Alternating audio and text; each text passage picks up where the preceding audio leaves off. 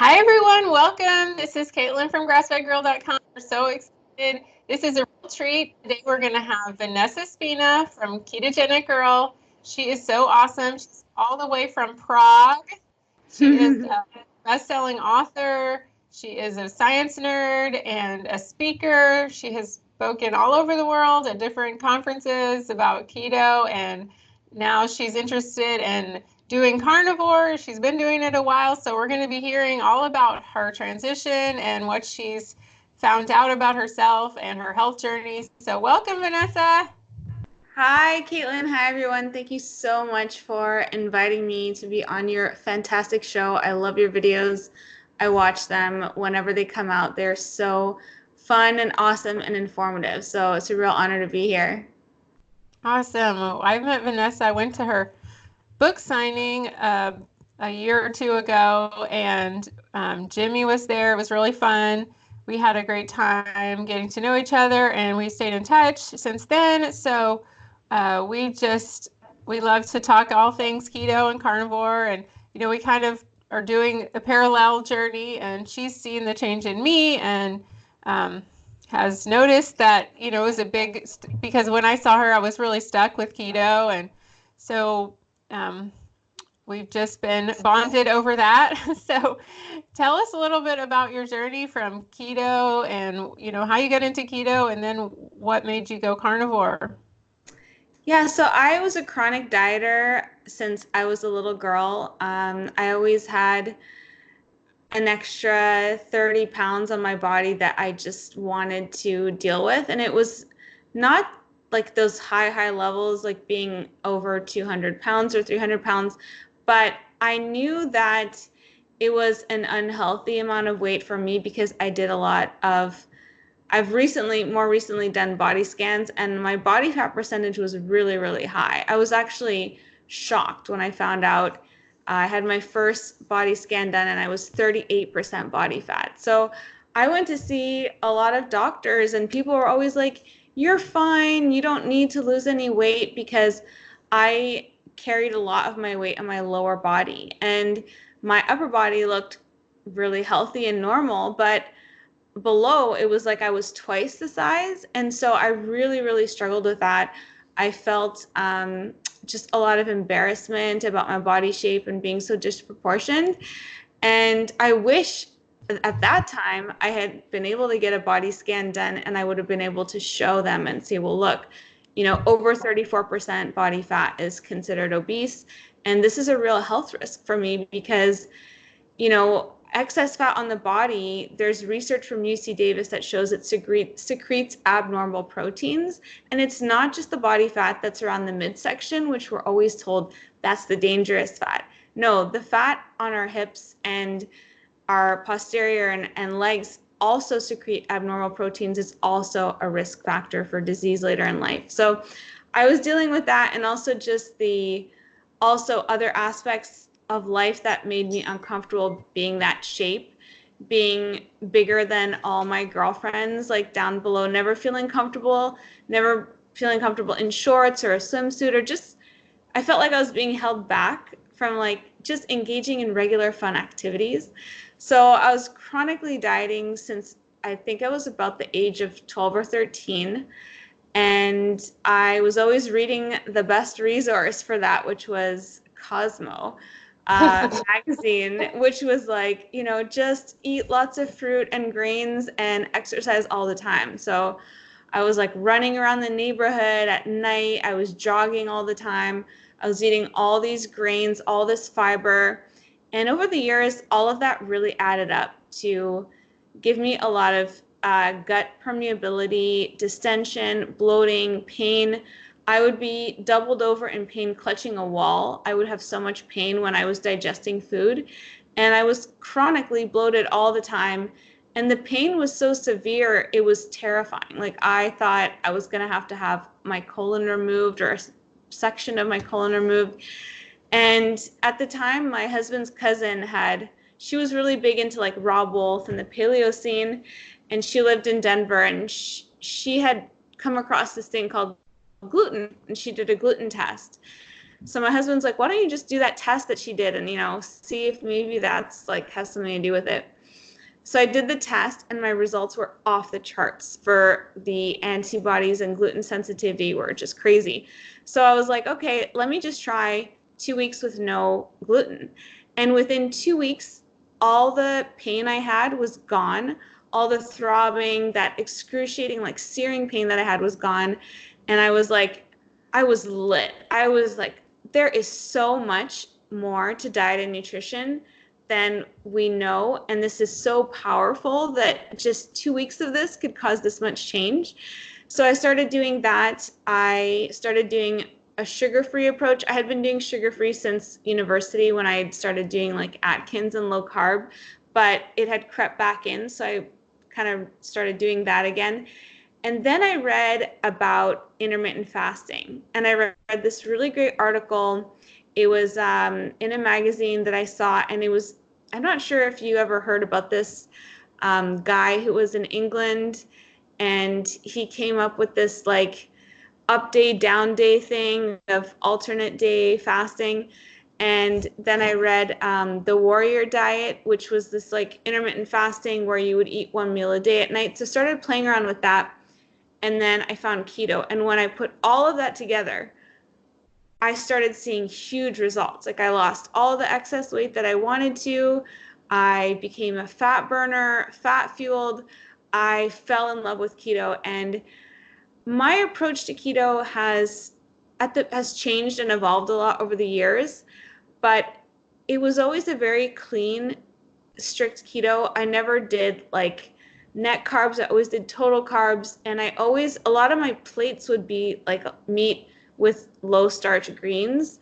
So I was kind of like carnivore adjacent for a lot of that time. And I quit sweeteners a few years ago. So I didn't have any sweeteners. I was eating very carnivore-ish, carnivore adjacent. So for me to make the switch to carnivore, which was it was last September. So it was about a year and like third, a year and 4 months ago, I switched over to it, and I've just been absolutely loving it. That's awesome. Yeah, it's cool how we have so much access to information now, and we can really be our own advocates and fix our own health if we just have an open mind and to go outside the Cosmopolitan or the Shape or the Self magazine. And you grew up in Canada, right? Yeah, so I'm Canadian by background, but I grew up mostly in Asia. So my parents were with the Foreign Service. So I spent most of my life in Beijing, overseas, and then the Philippines. And so I also we would come back to Canada in between. So it's kind of raised between the two. And then I settled in Vancouver after that before we came over to Prague about 4 years ago. Wow, so international. Yeah. So what's some of the special things, like your approach to carnivore, that's maybe different from other people? Oh, I don't know. I mean, so when I first started considering making the change, I had a couple of years ago, I started to become really interested in it because I thought it was totally insane. So I started having Dr. Sean Baker, Ambro Hearn, a lot of longtime carnivores, Kelly Hogan on my show and on the podcast, and just started interviewing them because I would listen to them on other podcasts. I thought they were interesting. I wanted to know, why would you possibly exclude all plants? Why would you do that? It sounds insane. Why exclude plants? They are the holy grail of health. You put a salad next to a slice of pizza and it almost looks healthy, it's got this health halo. And, I was vegetarian for 17 years and vegan for part of that. So I worshipped plants and grains. And I thought, why would you need to exclude all of them? I just didn't understand it, but I thought if I kept interviewing them, I would understand. And I started joining all these Facebook groups that were carnivore and just observing what people were seeing, what the changes were. And finally, I thought, well, I might just try it out for myself. and see. And I found that I'm kind of a minimalist when it comes to my lifestyle. The minimalism of it is so attractive to me. It's so easy. It's like the easiest way to get all your macronutrient needs met with the least cooking, the least prep, the least thought, the least tracking, everything. It's just so minimalist, and it really appeals to me because I've always just wanted to eat to live and not live to eat. And this has really done that for me. And I'm not sure how, I guess, my approach is different from other people's who do carnivore. It seems to be pretty similar. I see a lot of similarities across the board. Like when I really feel like I'm in this carnivore community and keto carnivore community and still the keto community, I see a lot of similarities. So I'm not sure how my approach would be different. I tend to do 2 meals a day that I see a lot of people do. And I tend to do, anywhere from 1 to 2, even 2.5 pounds of meat. It varies depending on the day of when I'm hungrier and less. I would say the main way I'm different is I incorporate a lot of organ meats. I love organ meats. I absolutely love them. They're a total delicacy to me. So if anyone has followed me on Instagram, they see I post about my chicken liver pate or bacon pate every week. And I've actually had that recipe in my meal plans and in my cookbook since the beginning. I've had it for 6 years. It was one of the main meals in my 28-day Ketogenic Girl Challenge program, but I just started posting about it all the time because I'm like, my bacon pate is like gateway pate. Like, you taste this and you are gonna love organ meats, especially if you've never really had a lot of pate. So I think that's probably the main thing that makes me different is I love organ meats, and it feels like this adventure of discovering all these new foods that I never got to try before. And I love all the textures, the flavors, and how amazing they make me feel. Yeah, it's probably a little easier there in Prague because I feel like they would have more variety for meats and offal and stuff like that. Yeah, they have always maintained offal and organ meats in their diet. So you can go to a restaurant and you can get sweetbreads, kidneys, beef tongue, beef heart. Like, you can get all these organ meats, and pate is at almost every single restaurant. So it's a huge part of their culinary culture, and it's a lot easier to find here for sure. Well, there's kind of a fight between the people who think you have to have organ meats and the people who think you don't need them. What do you think? Yeah, so I don't think that you need them, but I always like to err on the side of more. So for me, if you look at the nutrient density in chicken liver and beef liver, it's not that different. I have a chart that I've posted a few times where they're actually very similar. Chicken liver and turkey liver is a much milder, and it tastes delicious in a pate when you add some different flavors and seasonings. I like to make mine with a really rich beef bone broth. I add in, some seasoning in there. Sometimes I add some truffle salt, and, or I do it with bacon or brisket. I make a brisket version of it. So it really adds a lot of flavor and richness to it. And there's so many nutrients in it. You actually have to be more careful to get too many nutrients when you're eating a lot of liver than not. So, there's an upper limit for like vitamin A, and, there's just, it's so power packed with nutrients that you almost have to be careful not to eat too much of it. And that is astounding. I mean, most people would never think that. They would think that all the nutrients are in the plants and in the blueberries and in all the exotic, fruits and plant foods.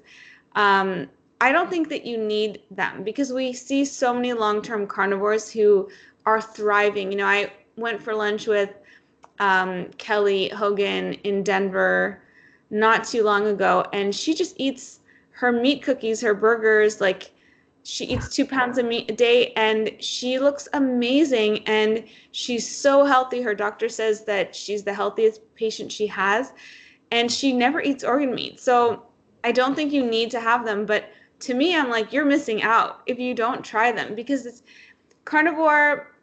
I would say in a way it is obviously restrictive, but if you're like into food and you enjoy food and texture and flavor and foods from different parts of the world, it's a really neat way of continuing to explore food in different ways and find new textures. Like, I tried chicken hearts and they were amazing. They taste kind of like sausage, but they have a different texture.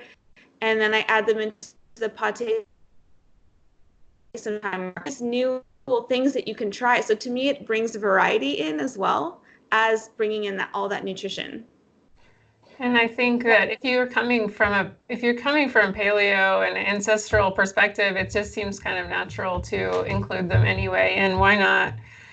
I mean, it can't hurt you, so why? Yeah, I mean, I think for women who are maybe wanting to conceive or something like that, I think it's a good idea.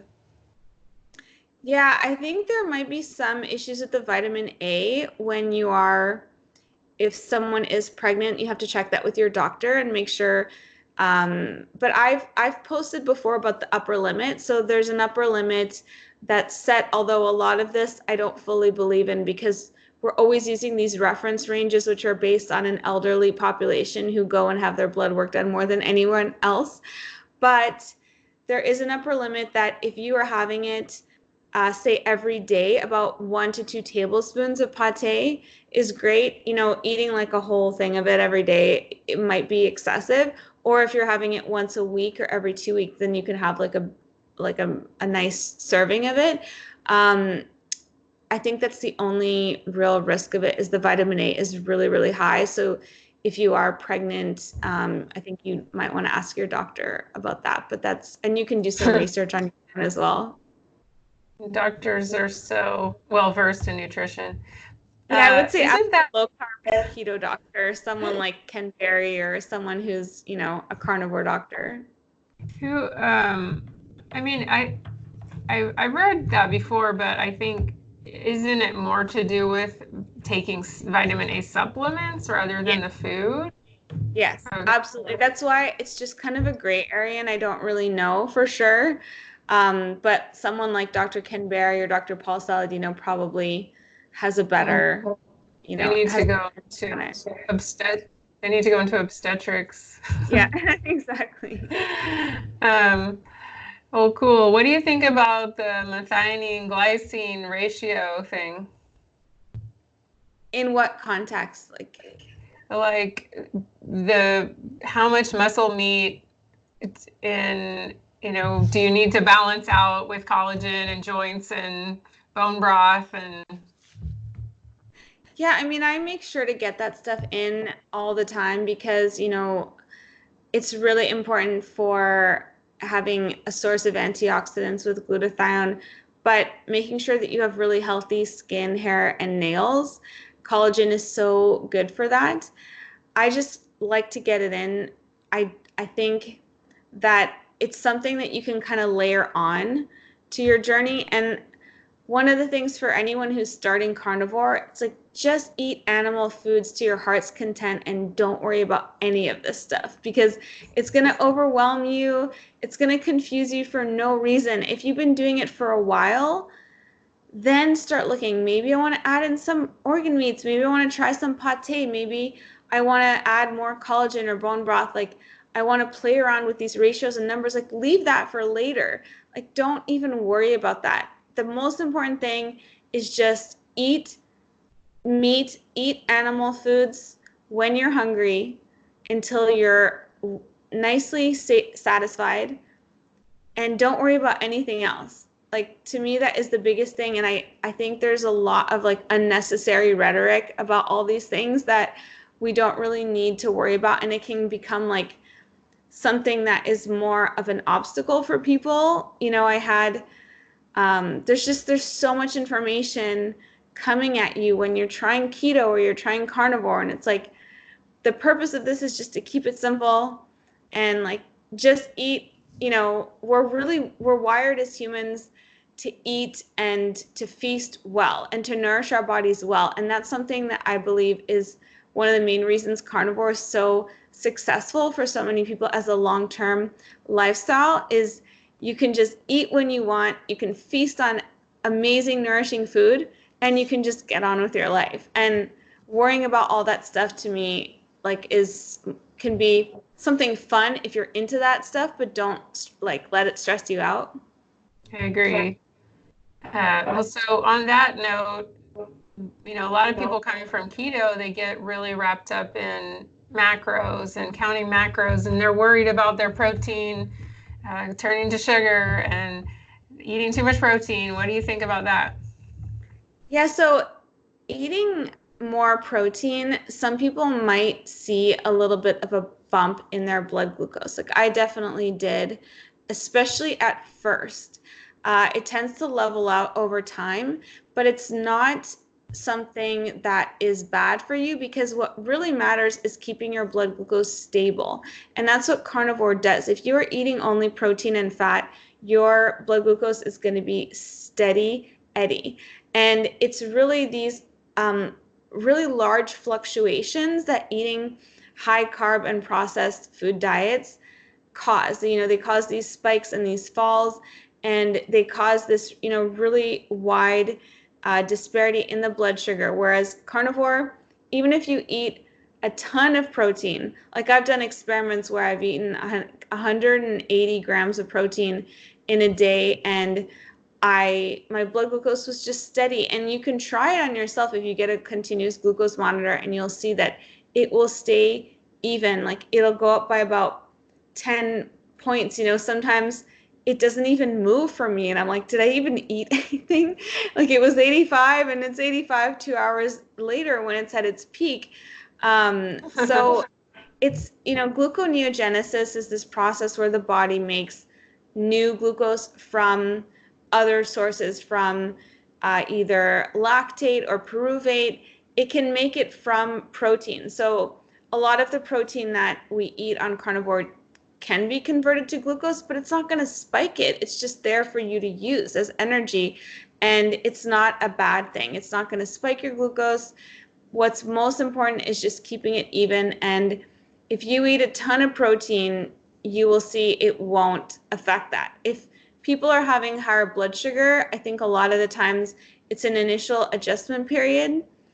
I think a lot of times in the morning, it tends to be more cortisol related with, you know, sleep and just stress levels in your life. So it's not really a concern. It's never been a concern for me. And our bodies are made of protein and fat. This is the proper human diet, as Dr. Kinberry says. This is what we have been eating for eons. It's what we're meant to be eating. And that's why our bodies respond to it so well. And to get off that roller coaster of blood sugars being up and down, and then feeling uncomfortable when it goes down, and feeling like extremely hungry and never satisfied, that comes from the standard American high grain processed food diet. This does not do that to you. It keeps everything really healthy and really, really even. And gluconeogenesis is a demand driven process. It's not supply driven. I think I'm saying that right. And the body makes it as needed, and it doesn't just make all of this blood sugar for you, all of this, like, you know, excess blood sugar that you need to get rid of. Well, good. I never heard that about that. It's a transition thing where your blood, because I've had people tell me, oh, my blood sugar went up and blah, blah, blah. And I'm like, oh gosh, I mean, I don't think that's bad, but that's good to know. So I know you had a lot of trouble getting off the sweeteners and with your chocolate. And how did you, a lot of people ask me how, I still have cravings. Do you have any tips for them from your own experience? I think I lost you for a second there. What was the question? Okay. I said, I know you had trouble for a while with sweeteners and chocolate. And do you have any tips for people from your own experience about sugar cravings? Yeah, I focus a lot of my content on quitting sugar and quitting sweeteners because it's very, very difficult. I would say grant yourself the grace to allow it to happen in several stages. So, I always say I never would have tried keto if I hadn't have had all those sweetener substitutes at the beginning. I had Quest bars, I had a lot of stevia, a lot of erythritol, monk fruit. I made keto desserts, I made keto fudge, I made fat bombs. I needed those things to make the shift. And I think that most food addicts and sugar addicts needs those replacements to make those shifts at the beginning. And you see that over time. So I've been doing this for 6 years. You see over time that you get stronger from better and better nourishment. And you get to a place where you're able to let things go much more easily. So if you are someone coming from food addiction, sugar addiction, and you're just starting, don't force yourself to give up all these things overnight. It is, I think cold turkey is an important part of the process. It has been for me, but you have to do it when you're ready and when the time is right. And carnivore takes you all the way there. Like if you're ready to do that, more power to you. Give up all that stuff. Like I wish I could have done that, or maybe I would have if carnivore would have been around. But I really believe that I needed to do things in stages. So I went off sugar to first artificial sweeteners, all those ones that are really horrible for you. Then I went to the natural sweeteners. Then I got to the point where I was like, I'm ready to let these go. And it was still difficult, but I took it one day at a time. I said, I'm going to try 1 week without them. And it's always the first 3 days that are the hardest. The first 3 days, it's really an inner battle. It's a physical battle.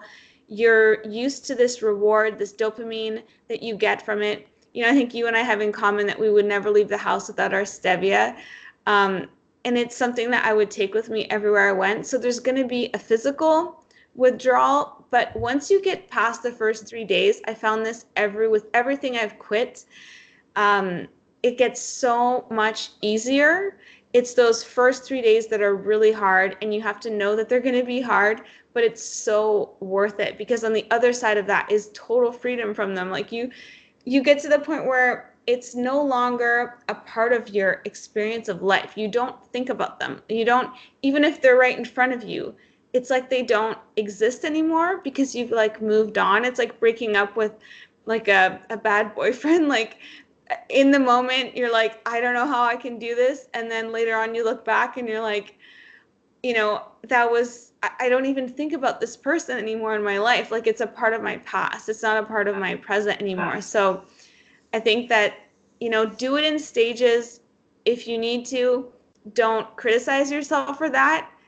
It's very healthy to give yourself that time.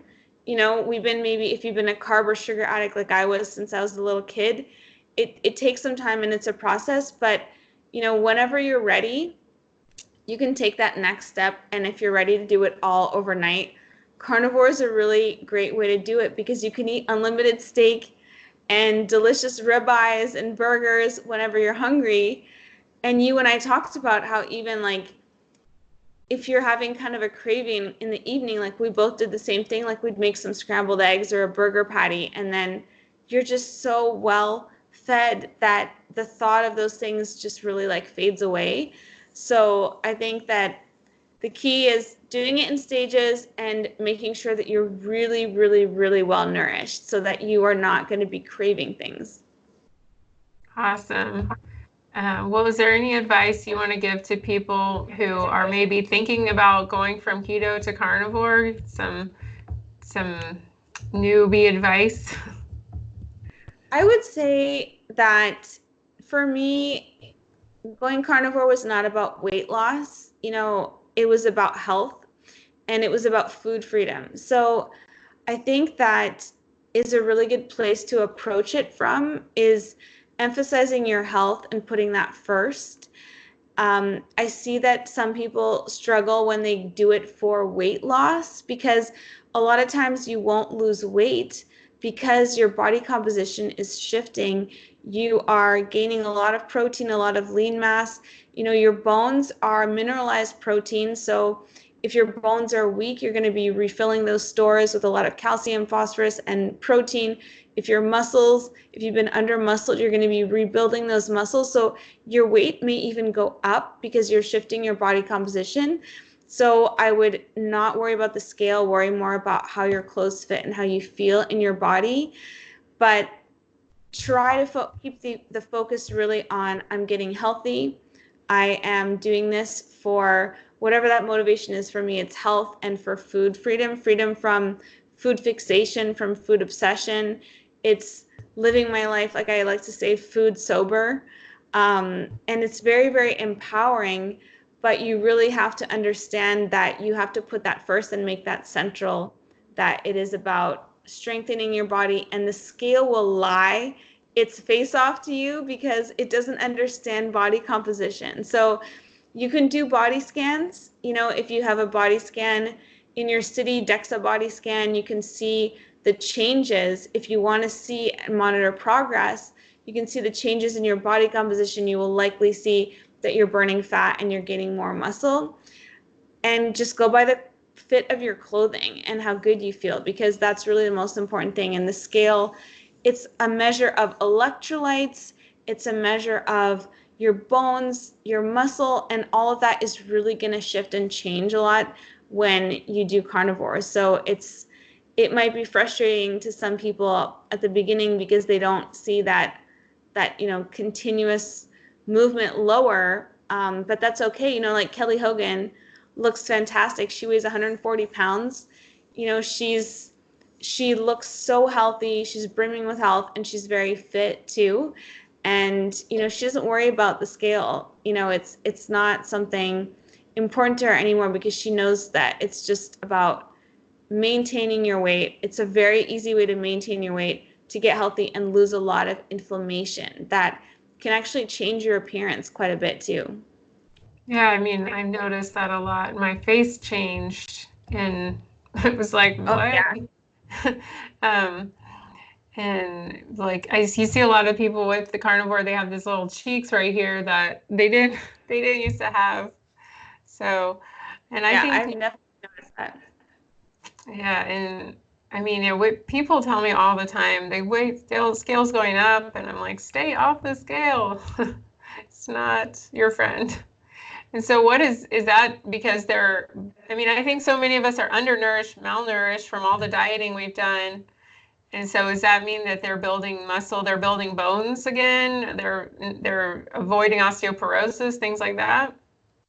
Absolutely. And even so Dr. Ted Naiman has talked about this before, and I know Dr. John Lemansky, when he did a week of high protein, he gained a pound of muscle in 1 week. And he did the body scan before and after. And when he had Dr. Ted Naiman on the podcast, he's like, I see that all the time. And, your body is rebuilding those stores of muscle, those amino acids. So your muscles are, this amino acid pool, this resource that you want to have as you grow in life. And your body is restoring that, replenishing that. If you, like myself, I was vegetarian for 17 years and I never ate protein. My parents growing up, we never ate red meat because we thought it was going to kill us. And so if I did eat meat growing up, it was chicken or pork.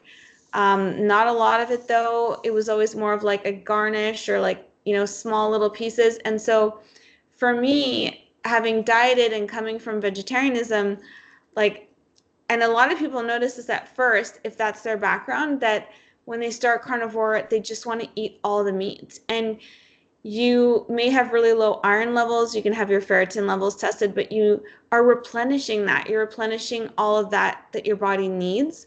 And so I really think that the scale will often reflect those gains because, that density that your body is getting back, it's rebuilding that muscle, it's remineralizing the bone.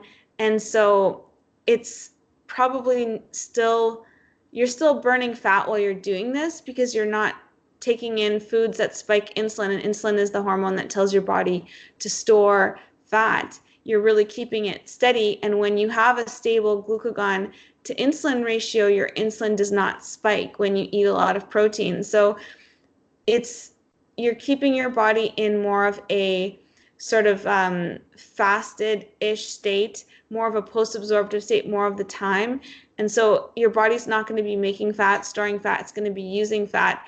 And so it's just really, really hard to determine that without actually getting a body scan done. But you can see it in your clothes. Like, you put on your pair of jeans and they feel looser. You can see that those changes are happening on your body with photos too. And you can't see photos of your bones, but you can see your muscle definition. And we see that with a lot of people in the community, that they just look really naturally fit. And it just comes from your body getting such great boost in protein and all those healthy, amino acids that we need. That's awesome information. I know this is going to be a really helpful interview for so many people. So everybody, make sure and tell us, Vanessa, where they can find all of your work. Absolutely. So you can find me at ketogenicgirl.com. That's www.ketogenicgirl.com. My most active feed is really on Instagram at Ketogenic Girl. I post a lot of videos there in my IGTV. And then I have the Fast Keto podcast. It's available on iTunes and wherever you listen to podcasts. And it's really fun. I get to have amazing guests like you on every week, and we geek out about keto and carnivore and share a lot of personal stories and a lot of experts and scientists on the show as well. Awesome. I'll put the link to our podcast that I was on, her Fast Keto podcast. So, all right. Well, I appreciate you so much being on, and it's just going to help a lot of people. So make sure and subscribe to my channel and share this video with a friend. Thanks so much, everyone. See you next time. Bye-bye.